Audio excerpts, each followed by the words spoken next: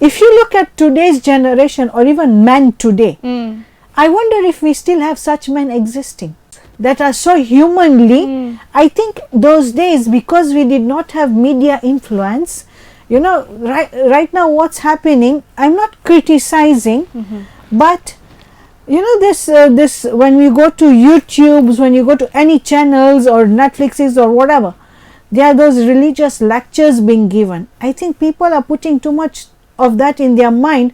Okay, hii sita, huyu mwanamke nitashikaje mkono yake, she's not related to me, haram, sijui halal. And then you're the same man who goes to the casino and plays, and then you're the same man who smokes, you're the same man who chews mirror. But kumsaidia mtu kwako unajiuliza ni haram ama ni halal. So haya yote unafanya ni halal. Our society imefika pahali, I would rather keep my problems to myself than talk to Noni. Then one day when it gets overloaded, when I can't take it anymore, najinyonga. Ndio sasa Noni anapewa habari, unajua rafiki yako fulani amejinyonga, and you ask yourself, but I was there, why did she not come and talk to me? Ilifika vipi hapo? 2008, 2009, in between, I was called by EPDK. They were celebrating their 50th anniversary. They sponsored the Dear Diary play in Nairobi, Kenya National Theatre. And guess what, who came to do the opening? The Vice President of Kenya. Wow. At that time. And that was the beginning of Dear Diary. So in 2011, the late Nolly Wilson, he was the one who actually helped me write the bylaws of Dear Diary, establish it as an organization. Today, whatever Dear Diary you see, the foundation was laid by Nolly Wilson.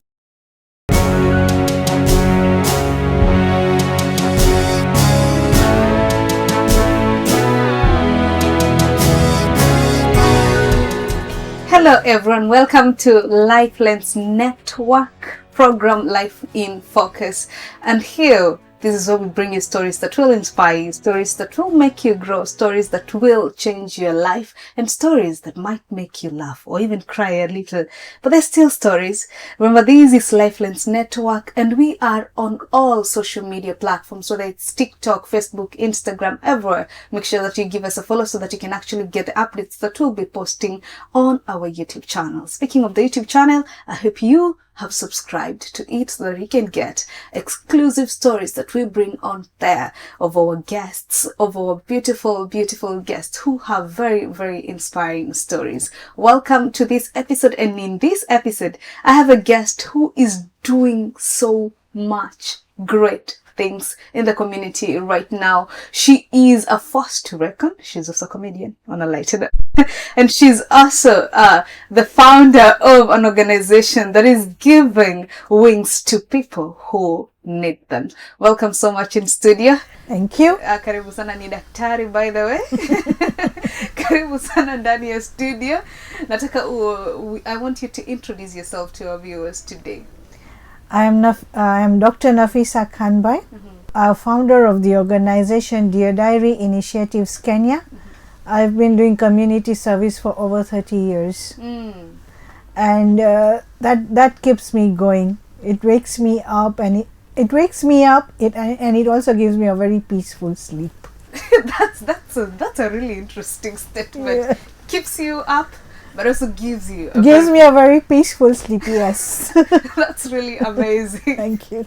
Welcome to our studios today. It's an honor to have you here, and I know that whatever we're going to speak today, whatever we're going to tell our audience today, is going to inspire them, change their mindset, sure, and make them better, and make them want to be better. Want to be better. Yes, exactly. Now, before we get to Dear Diary Initiatives Kenya, which happens to be your baby, something that you have nurtured so lovingly. Yes, of course. We would love to know Dr. Nafisa. Where did Dr. Nafisa come from? I came from my parents. As I say, the comic. I came from my parents. So, I belong to Khanbai family. My dad passed away 10 years ago, the late Qutbuddin Khanbai, and my mother Fatima. I am the daughter to them, the only one-piece daughter they have. And about me, I was born with a spina bifida. Many people don't know what spina bifida is, but spina bifida, in simple terms explained, it's a crack. It's a spine that cracks and then it protrudes out, so it tears the skin. So I was born in that state way back in 1976. So the day I was born, I was told that the day I was born there was an accident, a train accident that happened at Voi. So I was born in that state, in that condition, at Aga Khan Hospital. There were no doctors available, because once you are born in that state, you need a surgeon, you need expertise. Yeah. So at that time, all the doctors were at Voi, attending to all the casualties. So there was one doctor who was available, Dr. Mendes. He has passed away. So he came, he saw my condition. So from labor room, my first journey on this planet Earth was from the labor room to the OT, operation theatre. I spent 3 hours in the theatre. They did a surgery, but before the surgery, of course, there is a consent to be signed. So my dad had to sign that, after this surgery, probably either the upper part or the lower part is going to be not functioning properly. So then, we usually end up blaming the doctors. So it's better beforehand they make you sign the consent. So that is what happened. So after the surgery, I came out of the theatre, and yes, the lower part was not, couldn't function the way it should. But then after that, one challenge led to another, to another, to another, but it has not stopped me from living my life. I love that. Dr. Nafisa, something that I think you should always say is the fact that you have a book. Yes. And that book has a very, very inspiring title. Yes. Unbroken Wings. Yes. And I think that tells tells a lot about your character and who you are. So the fact that you faced all these challenges right from birth, these are challenges that could actually, let's say, make somebody not want to move forward or maybe tame their dreams. But for you, that is not the case, because the fact that you hear that was not the case at all. Please tell us, what is the dream now growing up?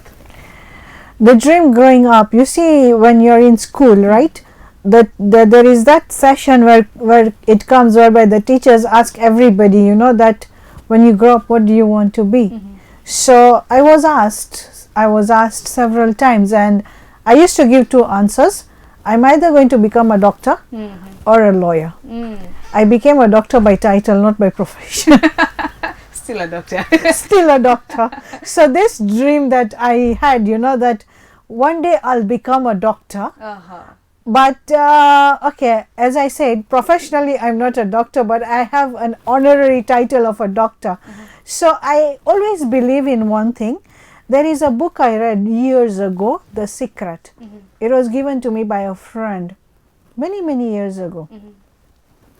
So when I read that book, I read a statement in that book that when you desire something, when you wish for something, or when you really want something, when you're thinking about it, the universe is going to grasp it. And the universe will give it to you when the time is right. So probably these statements that I used to speak back then, that I want to become a doctor, was grasped, but the universe gave it to me in a different way, and when the time was right. So another statement that I used to say, that either a doctor or a lawyer. So I didn't become a lawyer, but my brother's daughter, my niece, became a lawyer. So we still end up having someone in the family who is a lawyer. That's really interesting. So I do believe that yes, when you desire something, when you wish for something, leave it to the universe. The universe will give it to you when the time is right. Like when I met you in that show, did I know who Noni is? No. But when I saw that show, honestly, I was a bit confused. At some point, people were emotional. At some point, people were laughing. And I'm like, what's going on? Because all I could hear is songs after one after the other, music and everything. So when Dr. Rafiq came on stage and talked about mental health, the first statement he gave, women are very strong. So that's when I grasped it, that okay, this was about mental health. Now I got it. So I saw you there, and I already had decided that my next move is to do a show, and I'm going to cast you. I said it at that time. I didn't know when it was going to happen.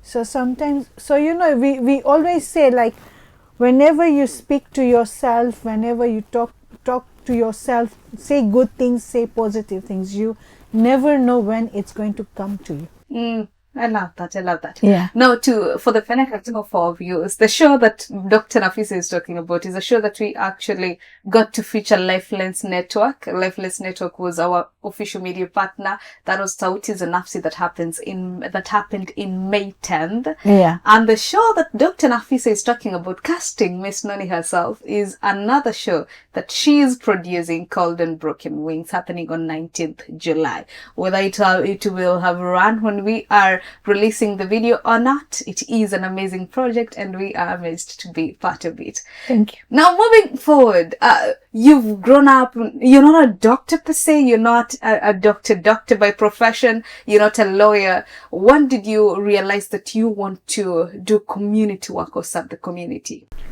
I was 9 years old, and I was diagnosed with kidney failures.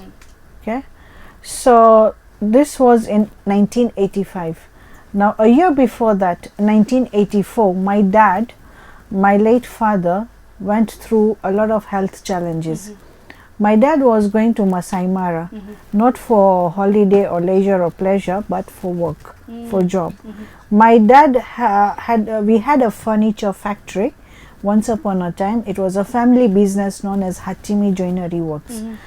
And Hatimi Joinery Works furniture was the best furniture ever made in Kenya. So my dad was going to Masai Mara. You know, those times there were lots of lodges, hotels coming up. Yeah. So he was going with a group of people, contractors and everybody. So up to Nairobi, the journey was safe. Then from Nairobi to Masai Mara, they boarded a small flight where the oxygen is a problem. And my dad was a diabetic. So he collapsed. And when my dad collapsed, there was a huge expense, because the flying doctors had to be called, like the flight had to be landed in the middle of a jungle. Flying doctors had to be called. He had to be taken to Nairobi MP Shah Hospital. My dad was in the ICU. My dad had almost gone into coma, paralysis. A lot happened. So we went into financial issues, financial crisis. Now 1984, my dad passed through that phase. Then came 1985, whereby now January, I was looking forward to celebrating my 9th birthday, but unfortunately other things were served to me. So when I was diagnosed with that, it took a whole year. Like, I was diagnosed in between January and February. My surgery happened on 27th of November. So you see, when you're meant to survive, when you're meant to live, even if a whole car has crashed, you'll still come out alive. True. So I was meant to live. Now the struggles and whatever I saw my family going through in those 2 years, even at that young age, my mind was telling me that, you know what, I want to do something different. And then myself, whilst growing up, you know, the discrimination, the stigmatizations I faced, the challenges. Going to school was not easy. I was in a school known as Alibai Ponju at that time, which is currently known as Jaffrey Academy. So, you know, you're the odd one out. Everybody is able-bodied. So you're the only odd one out here. So when you know, when you're the odd one out, you're bound to face, and you don't expect children of that age to understand. So some people, you know, so even going to other places, like, people would stare at me. Sometimes, you know, I used to answer them back, why are you staring at me? Do I look like an alien from space? So, you know, you get irritated. And I guess I have developed my irritated nature from that tender age, because now I could see things that were annoying me, that were irritating me. You have so many battles in front of you, one after the other. So you see, that surgery transformed my entire life. I wake up and suddenly there is a urinal bag strapped on my stomach, which I'm told will stay with me for the rest of my life. So, I've had to accept a lot of things at a very young age. If you are to accept getting periods at the age of 6 years, you can imagine the mindset of that 6 years old, Then 9 years you're being thrown with another challenge, another one. So I grew up with a mindset very irritating, like annoying, irritating. I kept on asking myself, why me, Because everybody around me is able-bodied. I'm in that situation. I'm in that school, So I used to ask myself, why me? Why me? Why me? So, but my mindset changed. Okay, at the age of 9 years, I was telling myself that I want to do something different. Okay, apart from having dreams of doctors and lawyers, yes. But then things changed. Everything transformed for me when I turned 18. Okay, my dad, despite being a successful businessman and having his own workshop where we had employed almost 100 staff working there, and my 2 brothers were there. But my dad never wanted me to join a family business. He always wanted me to step out and work.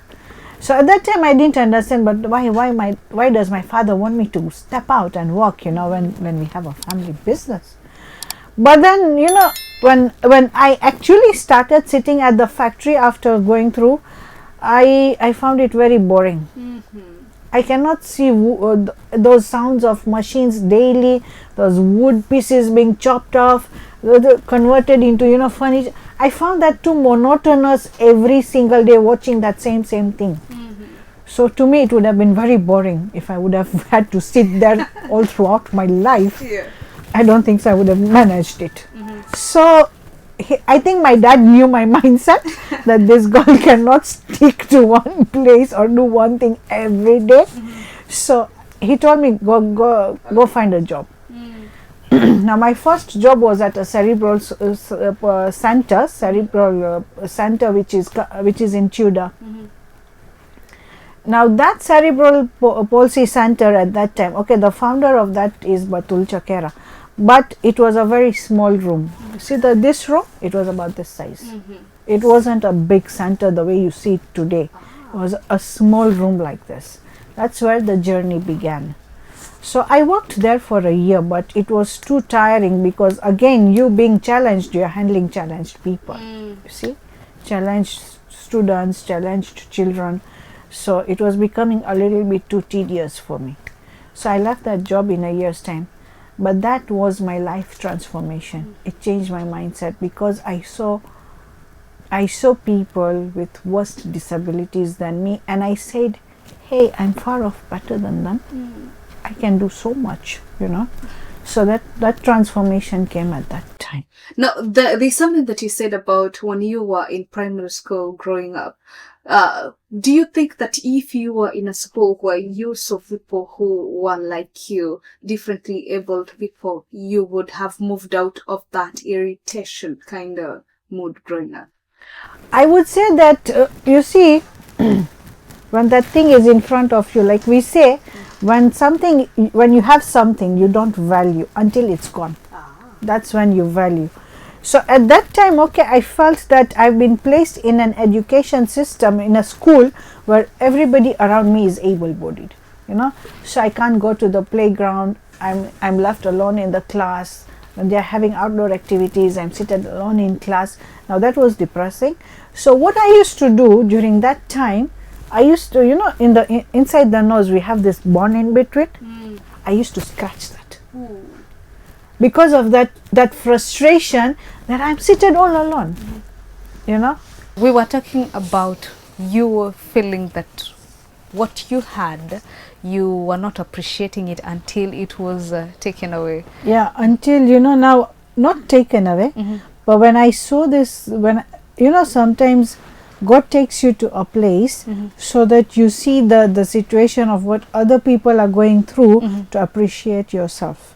So I was taken to this school, Tudor Tudor Cerebral Palsy Center, and I saw children, I saw students with disability but worse than me. There are those who cannot even eat themselves, they need to be fed.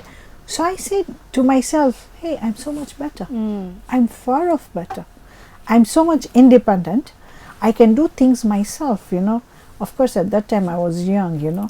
But yeah, so that happened at that time, which helped me change my mindset. Another thing that helped me change my mindset, I was almost that age, 18, 19. So I had an aunt, my father's late sister Zara. She passed away. So, you know, we used to stay in Kilifi, Fayaz Bakery, opposite Fayaz Bakery, the road that goes in there. So from our house to my aunt's house was just a walking distance. That was her in-laws' house. But I have spent a better part of my life with that family, and I've actually grown up with them also. Her, you know, my cousin sisters, brothers, and all the extended family. So one day we were having dinner at her place, and one of my cousins, he said, he was talking about Leo, you know, and I'm like, this is interesting.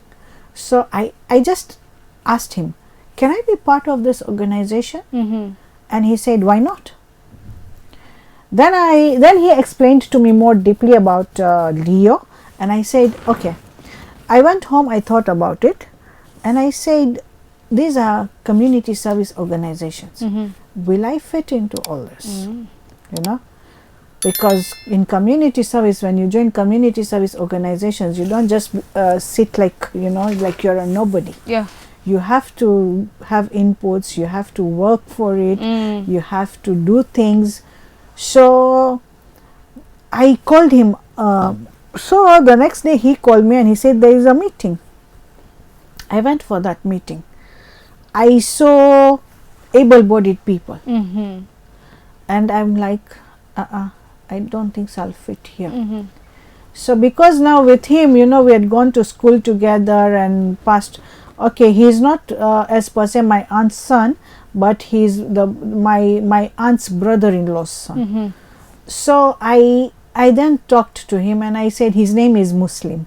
So I said, Muslim, what I saw, I don't think so I fit in the circle. Or everybody is able-bodied. And he looked at me and he said, I'll tell you two things. That is what Muslim was telling me. If you accept yourself the way you are, the whole world is going to accept you. And if you believe in yourself, you will have given people no choice but to believe in yourself. Yeah, that's two powerful statements. And I went for it.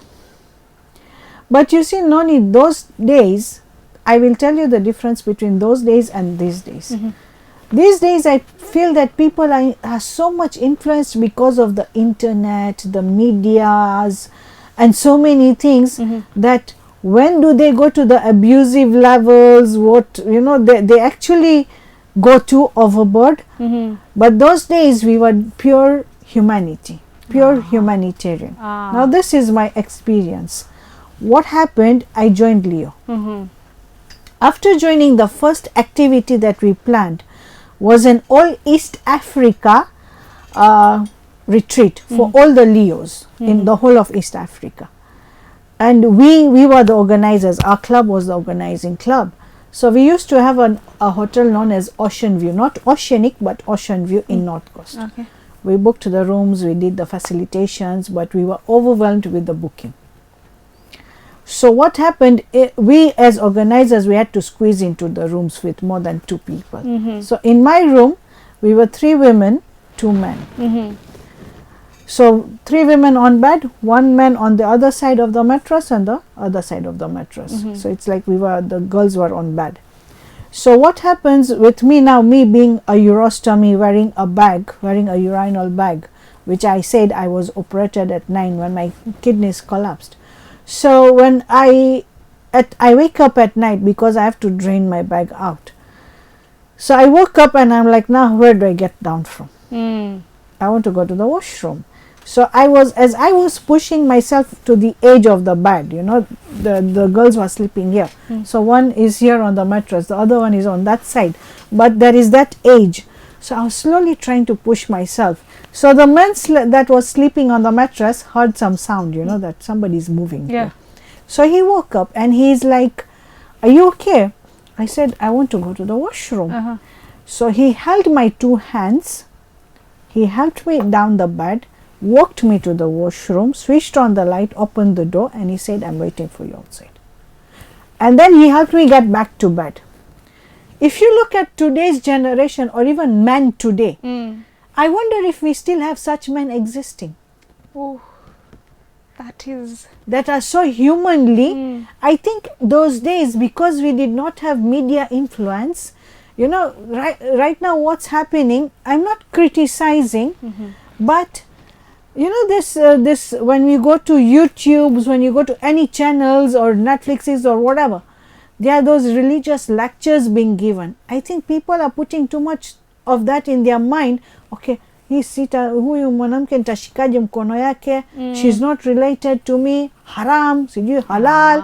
And then you're the same man who goes to the casino and plays, and then you're the same man who smokes, you're the same man who chews mira, but kumsaidia mtu kwako unajiuliza ni haram ama ni halal. So haya yote unafanya ni halal. Good question. Good question. So those days we didn't have those things. We were purely humanitarian. Nataka kumsaidia tu, you know, bas. No cameras, no gadgets, no nothing. Nothing captured on camera. I helped her stand up, I took her to the washroom. Nothing of the sort. If that was to happen this year, we would have it in every blog, known and unknown. I tell you. Yeah. So that happened 2 nights, because we were Friday night where everybody checked in. Now Saturday night, we were, after breakfast, we were to go to the activity area. We were seated in a circle, you know, like there was a big, huge place where we all gathered and sat in circles. One man was smoking. One of the Leos was smoking, and the other one seated opposite akamwambia nirushie hiyo box ya sigara. So when he threw, like somebody standing here and he wants that box of cigarette, so whilst throwing, it lands on your lap. Now you being a lady, so that was the scenario. So it landed on a lady's lap. It just landed on her lap. So the president, the chairman of the clubs, concerned clubs where these members came from, they came, they told that man, stand up, walk to that lady, apologize to her. Do you see the respect? Do we have that respect today? Is there any organization today? There are so many organizations, yani they are every corner, you know. But and every organization has a chairman. Is there any chairman with this kind of mindset? Kwamba huyu amekosewa na members wetu. Can you please apologize? There is nothing like apology today. It's like you just have to accept whatever is happening to you. But those days that respect was there, which is missing today. That is nobody can tell me that no, you are wrong. Prove it to me. If I'm wrong, prove it to me that respect is not, it is existing, because that respect is kabisa not existing. Hold on to that though. There's somebody who told me recently that your right ends where my right starts. Well, if you know, there is that concept of a 6 written on a plain surface. When you look at it, it's a 9. When I look at it, it's a 6. Yeah. So your right ends where my right starts. We are both right, but right. we are both wrong at the same time, at the according same time, to each other. So it's very important to actually accept each other's opinions. And be ready to say sorry. But that time, this happened, and that man was okay. He was told, "Simama, nenda go to that lady," and we are all seated there, and he had to do it. But then there was no hard feelings, there was nothing. I made a mistake. I should not have thrown that box of cigarette. Amekubali. That how much would it have costed me to walk from this end to that end to give it to that man? You know? So that was the scenario. Now, I will tell you something that's very inspiring. That Saturday night, we organized a disco party. So we had dinner at Ocean View. Now after finishing dinner, I was going back to my room. Mimi nilikuwa najiuliza mimi nitaenda discotheque kufanya nini? So I would rather go to my room and sleep. Yeah. You know? As I was walking to my rooms, the Leos, there were certain Leos who were watching. Kwamba huyu, she's walking towards her bedroom direction. We have been told together at the parking lot, their bus is there. So why is she going on the opposite direction? You know? Yeah. So they followed me and they asked me, Nafisa, I think we are going to the parking area, we are going to a discotheque. I looked at them and I asked them, what am I going to do in a discotheque? Even to stand, I support myself on crutches, you know. So they looked at me, they kept quiet, they walked away, they went back to where all the Leos had gathered. So we had over 200 Leos. And this is what they went and told them. Can you imagine, Noni, at that time 200 Leos said, if you are not going, we are not going. Oh. Do we have such humanity today? That if she doesn't go, If she has no space. if she doesn't go, we are not going. Tell somebody that today. What am I going to do in a discotheque? Atakwambia haba sika mi sisi tunaenda. That is today's attitude. And that's why people are ending up in depression. Because we are technically not there for each other. We're selfish. It's We have me, become me. a society of selfishness, self-centeredness. We think about ourselves, we think about what we are going through. That's it. That is all matters. That is very Bora sad. mimi nimekula, wewe ukilala na njaa shauri yako. That is today's society. Very, very sad. That is today's society. And that's why we are into that ratio of out of 5, 3 suffering from depression. Very sad. That's very sad. You know, we have our society imefika pahali, I would rather keep my problems to myself than talk to Noni. Nikizungumza na Noni anaenda kuzungumza na yule. Na kila mtu anachangia yake, so I would rather keep my problems to myself. Then one day when it gets overloaded, when I can't take it anymore, najinyonga. Ndio sasa Noni anapewa habari, unajua rafiki yako fulani amejinyonga, and you ask yourself, but I was there, why did she not come and talk to me? Ilifika vipi hapo? But you are the causes. Because you never took that person as a human. You never created an all-inclusive society. We are failing there. Those days people did not fail into creating all-inclusive society when even the Disability Act was not existing. But they were humane then. They were humane at that time. They did not need this law. girl has to be part of us. Otherwise none of us is going to a discotheque. Kila moja ingie room yake alale. Kama huyo atalala, kila moja ingie room yake alale. That was 200 people into one. I was taken to a discotheque. I gave in, I said hi, twende. I went. You know what they did? Now imagine this is a discotheque. They kept a chair in the center. Sit here. Music. They were all dancing around me. Some of them went out of their way to even come and support me, hold my hand and made me dance. Or even standing on my crutches. What was the outcome after that? Nafsa Khanbhai became a dance competition organizer in the whole of Mombasa region. wow. In the whole of Coast region. Wow. I started organizing dance competition when I was still in Leo. Na tulifanya hapo Starion nightclub. There used to be a discotheque known as Starion those years. I hired it. You won't believe, we even had children participants. Those children by now must have grown also and gotten married probably. But we had children category at that time. It started from Starion to Limaliza Pirates when I retired from Rotract. So from Leo, I continued with my journey into Rotract. So when I came into Rotract, Pirates came in and Starion was shut down. So we started doing it at Pirates. Wow, that's a beautiful Do we journey. have such human today who are going to bring out talents, who are going to say huyu anaweza? We are a sad nation. We are a sad We are generation. becoming a sad society. Yeah. Literally nobody is happy in today's world. Nobody is happy in today's. Everybody is wearing a fake smile. And that's why depression is on the rise. I'm sorry to say, tutafikia pahali it will reach to one-on-one. Well, Now, we do not want to get and there. we don't know who is going to talk to who. We do not want to get Because there. you won't be surprised that a counselor, psychologist, a psychiatrist, they will also sink one day by listening to so many people's problems. True, true. You know? Yeah. They will also start sinking. So we do not want to get to that point. And that is why we need to... But you see, Noni, you cannot bang your head on the wall. A day comes, utasema bas nimetosheka. If people don't want to understand me, I'm done. I am done. Mimi, personally, nimefika hapo. I'm done. I am done. I'm no longer going to explain myself to people. I have been made to apologize to people whom I never wronged.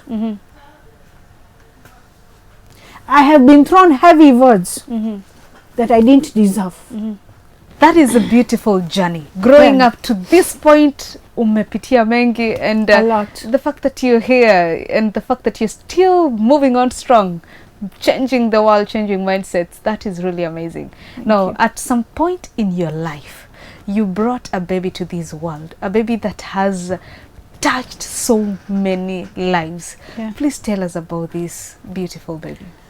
Well, way back in the year 2005, you see, those days I used to travel with my mother to UK. So what I saw in UK is facilitations for disabled people. It's like I saw an all-inclusive society. And I asked myself, kama inaweza fanyika UK, kwa nini Kenya isifanyike? Swali. You know? Kwani we Kenyans, are we born different? Are we born with different mindsets? Ama, what is it? Okay, I know we call ourselves a third world country, but that doesn't mean that in a third world country you can literally not even put a parking space for a disabled person. So that was the question I asked myself. When I came back, at that time, the late Kuldeep Sondhi used to do a lot of plays here at LTC. So there was a play he did on Kenyan politics at that time. It was quite interesting. And I said, maybe this could be my stepping stone. Maybe I could start here. So I called Kuldeep Sondhi. Actually, I had read his article in Nation, and then I looked for his contact and I called him. So Kuldeep Sondhi connected me to a team here at Little Theatre, which was Mr. Joel Godia, who is somewhere abroad, Hilary Namanje, Abel Sauti, Nancy, Susan, so many people. So we all connected. And then a script was written, and that was the birth of Dear Diary. Actually, that play was titled Dear Diary. So after that was in we launched Dear Diary as a show, as a play here at LTC on in 2005. No, 2006. Okay. 2006 September. And I was prepared for two things. Either I'm going to be getting claps or mantarushiva viatu. Two things. Because this story is not everyone's cup of tea. You know, people might appreciate, people might not appreciate.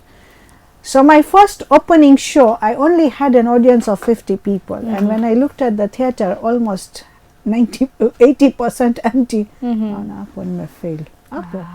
Fail.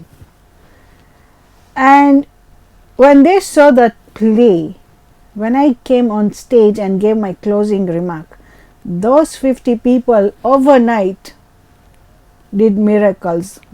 Following my two shows, I had full house. In fact, we had to add on extra chairs. Wow. The LTC theatre has 200 sitting capacity. In the front rows, we had to add chairs. We had that many people. Wow. It was totally full house. Then I received, after that show, this was in 2006, the medias were here, you know, so many things happened. Like I became a celebrity overnight, which I really didn't want to.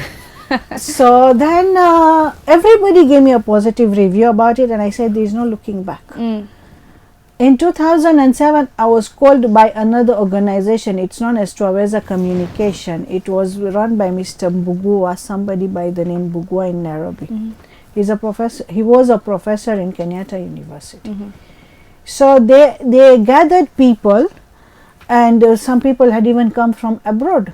So we all met. We had a 3-day workshop whereby we are actually the writers of the Disability Act. Wow. Wow. We all sat together, boggled our brains, and we had professors from, and everybody who came was a disabled. And I got to meet some very famous personalities. One personality I met was Henry Wanyuke. And I couldn't believe that in 1 year's time I'm going to be sitting with such famous personalities, and I'm going to be part and parcel of this Disability Act that is now being established. It's now like being put together. 2007. 2008, 2009, in between, I was called by EPIDK. They were celebrating their 50th anniversary. They sponsored the Dear Diary play in Nairobi, Kenya National Theatre. And guess what, who came to do the opening? The Vice President of Kenya. Wow. At that time. I couldn't believe I'm sitting actually next to the Vice President of Kenya. So you see, some of the things you don't even ask for, and the universe just gives it to you. Because you deserve it. And that was the beginning of Dear Diary. So in 2011, the late Nolly Wilson, he was the one who actually helped me write the bylaws of Dear Diary, establish it as an organization. Today, whatever Dear Diary you see, the foundation was laid by Nolly Wilson. Oh, wow. I met him at Little Theatre just here outside at the restaurant, and we talked about it, and today where Dear Diary is, internationally recognized, with me having gotten a doctorate title. It has been it has been a tough journey. I've lost people. My best friend, my childhood friend Hasnain Molu is no more. He passed away. My right hand, Elkana Kalama, who worked with me for 11 years, is no more there. One of the founders, Maria Fidausen, one of my another childhood friend, is no more there. These people have all gone. They've all passed away. But where I am today, all I can say is that I'm very grateful to God and the universe, and of course everybody who has stood by me. That is. And before we close down, one person that I would like to mention, if I don't mention, this interview is not complete. Dr. Rafiq Rauf. I met this man 9 years ago. You see, when we meet people, there is a reason why we meet them. When God connects you to someone, there is always a reason. So I met him 9 years ago. I met him at Red Cross. Now, I met him at an event. And when God wants to connect you to someone, so tulikutana Diamond Jubilee Hall, by the way, there was an event of Red Cross. And I was not even invited by him. I was invited by one of the board members. So I went there. I saw him standing at the entrance. He saw me get out of my tuk-tuk. He helped me go inside, escort me to where I was supposed to sit in front. I was one of the speakers at that time. So the next day I called this board member and I said, can you give me this gentleman's name? I need to thank him. And the next thing, we were on Facebook, we became friends, and that's where our journey began. So I met him in 2016. By 2017, we already did a borehole project. Wow. Me and him in a year's time. I've never worked with anybody so fast. I don't know what was in him. There was some aura in him, And we did a borehole in 2017, and I continued supporting. I used to go for Red Cross meetings, especially when they used to have that World Red Cross Day, whereby they used to do an event for the disabled people. So we've actually walked a journey of 9 years, and I would say that in this last 3 years is when we've become close to each other. Like the bond has become very close. When people say when you know someone for over 7 years, you become like a family now. So that's the bond. We are friends. We are like family to each other. But it's not that we've not had our ups and downs. In fact, sometimes we both ask ourselves, and we also end up believing that do we really have an evil eye, because we end up having arguments, we fight, we won't talk of parting ways, we like go away. Also go away. And that go away does not even last for more than half an hour, and we are texting each other. So he's one person, I would say that, yeah, no doubt he goes through a lot in his life, like I said, being a counselor. But even counselors go through a lot. Yeah. So he's one person who goes through a lot in his life. But he's one man, he's one friend that is very dear to me, and we've walked a journey of 9 years. I think he's one man who dared to take me up to Isiolo. Wow. By road. By road. Yeah. That's very daring. We slept in Garissa for one night. Then we went to Isiolo, slept in one night. Isiolo, we slept in a very small town. Then we slept in Tana River, and he still takes me to Tana River. Very daring. We go for a day trip. Wow. We go in the morning, do our work by night, 12 a.m., 1 a.m. He drops me home, you know. So he's one person who is dared to do all this for me. So I mean, if somebody else would have thought 10 times, you know, do I take her? Do I not? He just sent me a message. You're coming to Isiolo. It's not even are you. It's you're coming. Yeah. You're coming to Isiolo? I'm like, is he asking me or is he telling? I replied to him, yes. He said, okay. Hiya. That is very inspiring. The rest, I leave it on him. I have that faith and trust on him that I'm in safe hands. Yeah. If it would be somebody else, you know, I would do a lot of investigations before I even reach Isiolo. But with him, you're good. No need. You're good. For the benefit of the viewers who are watching, Dr. Rafik Rauf is the founder of Marafiki Relief Aid Africa. And we had an interview with him recently. I think that video is on our YouTube channel. So go check it out. He has a story that is really, really inspiring. True, very inspiring. So I think this is a duo of two very inspiring people. And we that are walking a long journey despite challenges. Yes. And it's an honor to actually be the one to host you both and listen to your stories firsthand. Thank you. Now, looking at their diaries right now, what activities are you currently involved in? Yesterday we did a project. We donated reusable pads to 45 girls in Narani. So we are into that project.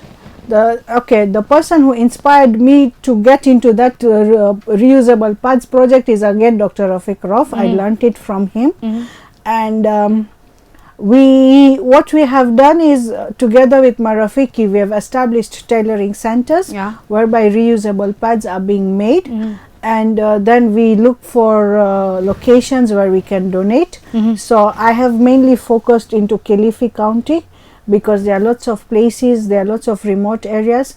Then there is another one we have established in Voi, so that we have left it to the Red Cross there. They are going to manage it, and how they are going to distribute, they will be giving us feedbacks. We have established a tailoring center in Tana River. Now Tana River is the worst off place.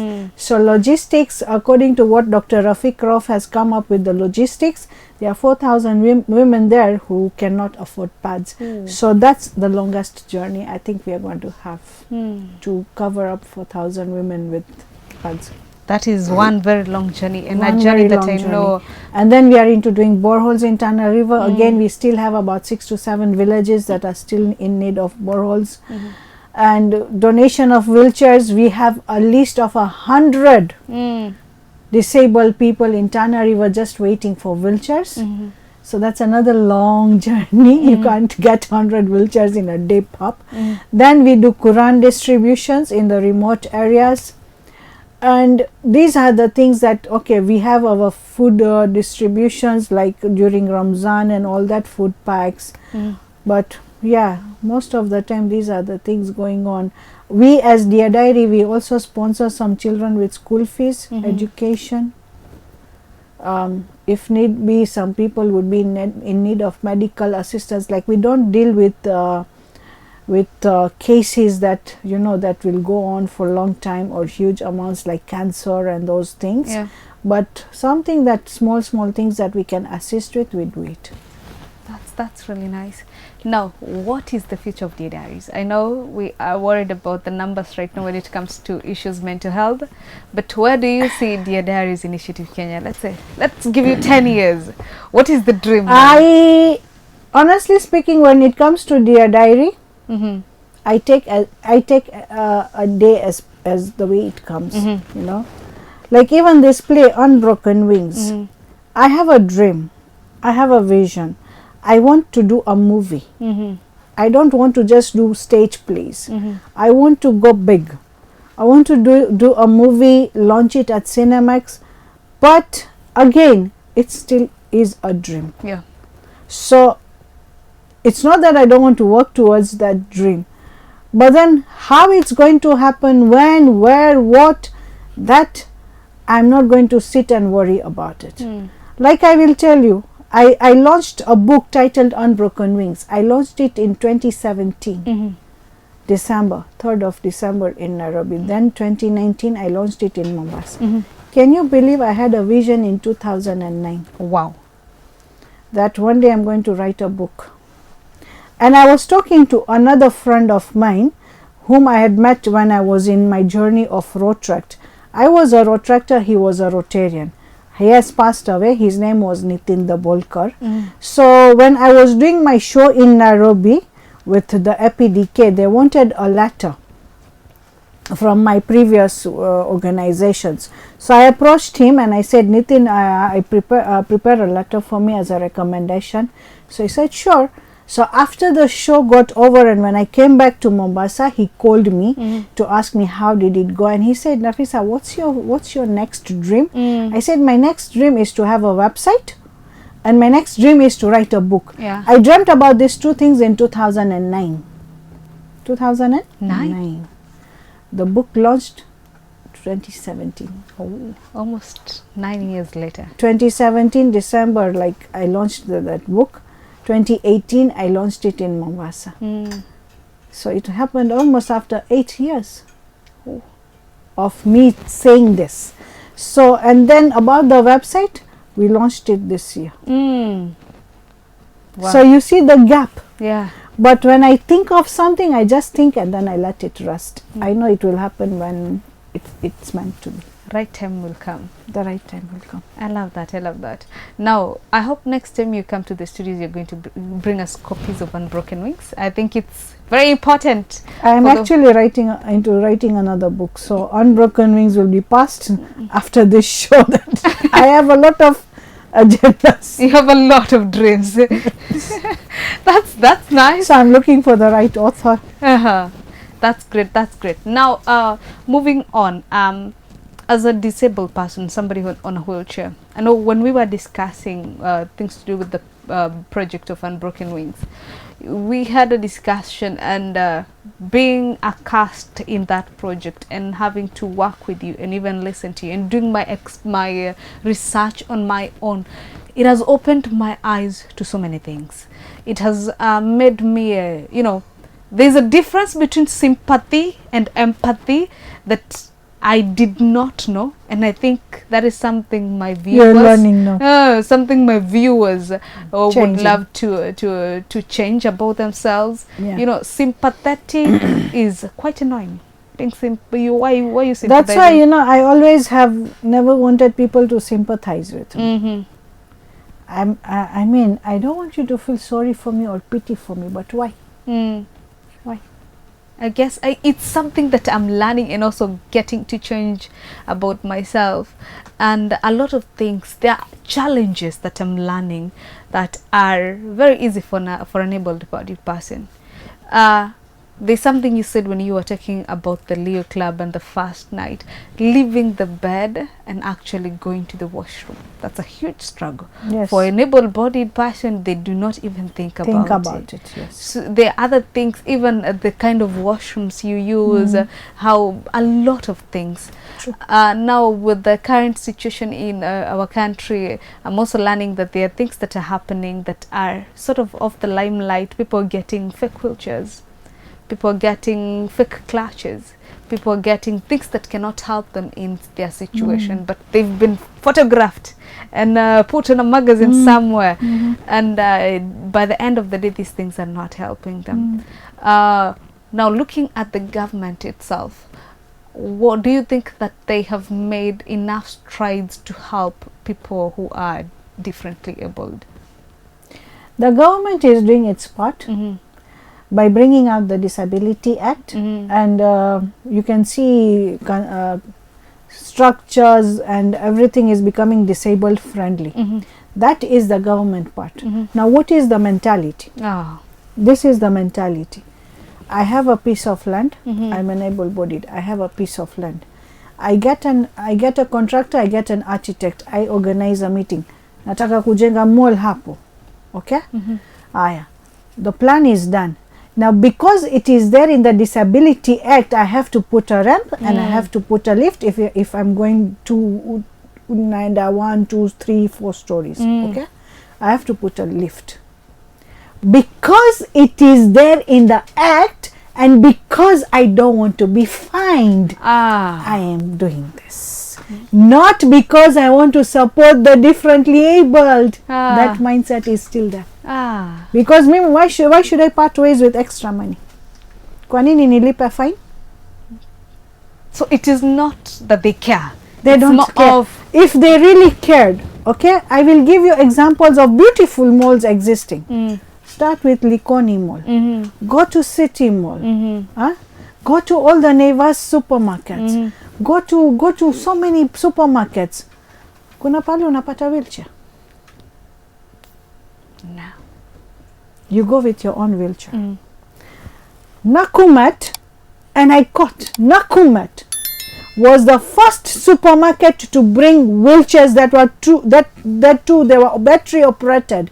You sit on it, you move around, you do your own shopping, there is a cart there, unaweka vitu, unaenda kwa counter. Na unatoka without needing anyone's help. Okay? How did that happen? One of the diary member, which nobody knows, Razia Mohammed Ali, she went to Nakumat, were one of the major sponsors of the Dear Diary play which was held at LTC. They sponsored. The management was sent. Na tuliuliza swali huyu management. In fact, Razia Mohammed Ali was the one who raised this issue. You are the best supermarket all over East Africa.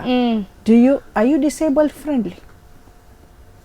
The next thing, we see parkings outside, and we saw those wheelchairs. I think it's important that we start which asking came the from where? One of the Dear Diary members questioned them. But we never brag about it. We never tell people, but hapo ndio ilianzia. Mabadiliko ilianzia hapo. Then came the Disability Act. So my friend, you have put a ramp kwa sababu unataka kuhepa hiyo fine. Not because you care. Not because you care. If you cared, ungeweka wheelchair. True. That is true. So when a disabled person or an elderly person akifika, security guard tayari anakuja na wheelchair. Anamkalisha.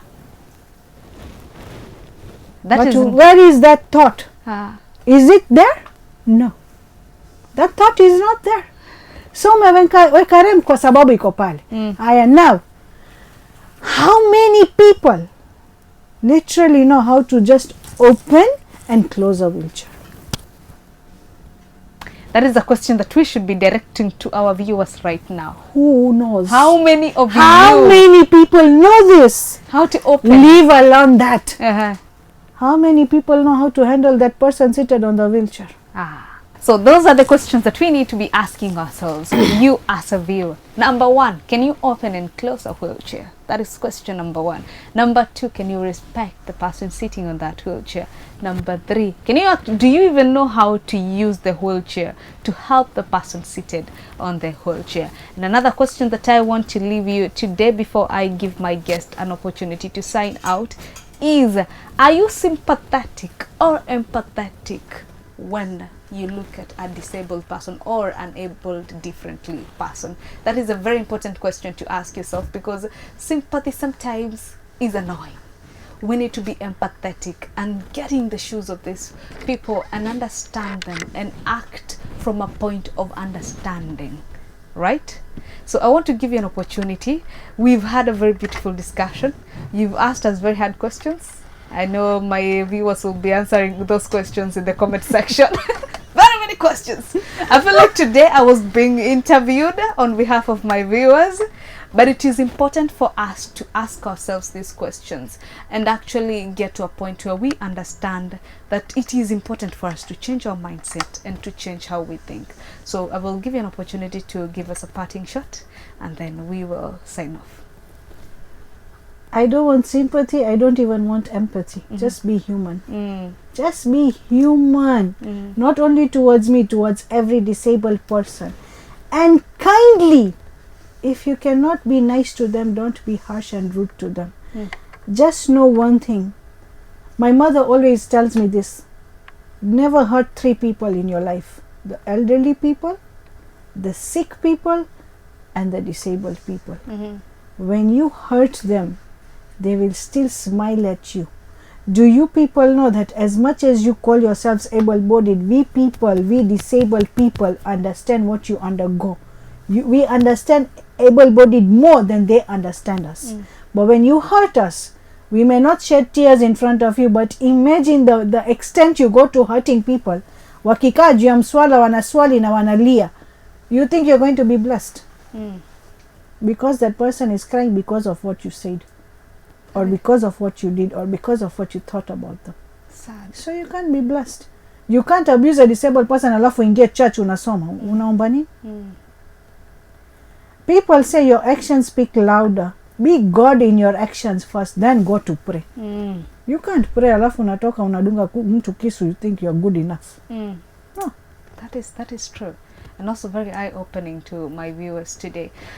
We had Dr. Nafisa Khanbhai, the founder of Dear Diaries Initiative Kenya, and she has told us her life story, asked us very difficult questions that I hope that you guys will be answering in the comment section. Remember, we are Lifelines Network on all social media platforms: TikTok, Instagram, Facebook. Go there. This interview and so many others will be posted there, and updates on when they'll be posted on our YouTube channel will also be posted there. Speaking of the YouTube channel, remember to subscribe, share, hit that notification bell so that you can get the premiere of our exclusive interviews. My name is Miss Noni. This is Life in Focus. Stay tuned.